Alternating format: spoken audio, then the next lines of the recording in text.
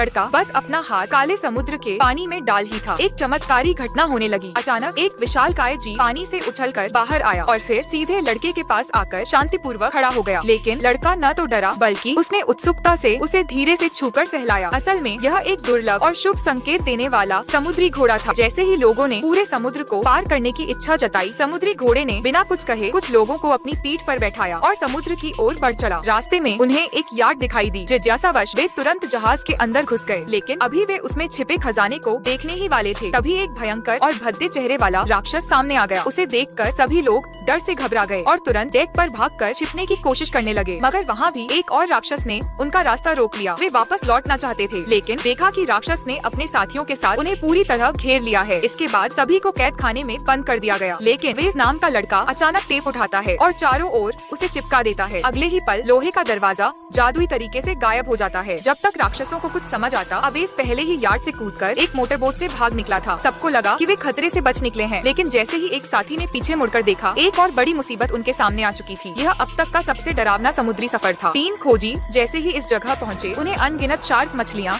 उनकी ओर आती दिखाई दी। वे कुछ समझ ही नहीं पाए थे कि पानी में एक रहस्यमयी भंवर बन गया। जिस रबर बोट में वे सवार थे, वह सुपर स्पीड से समुद्र की गहराइयों में गिरने लगी। लेकिन हैरानी की बात यह थी कि वे सभी एक विशाल समुद्री राक्षस के पेट में जा गिरे। यह वही उत्तरी समुद्र का दैत्य था जो हजारों सालों से जीवित था। उसके पेट के अंदर का दृश्य एक अलग ही दुनिया जैसा था। अगले पार्ट के लिए लाइक और सब्सक्राइब करें।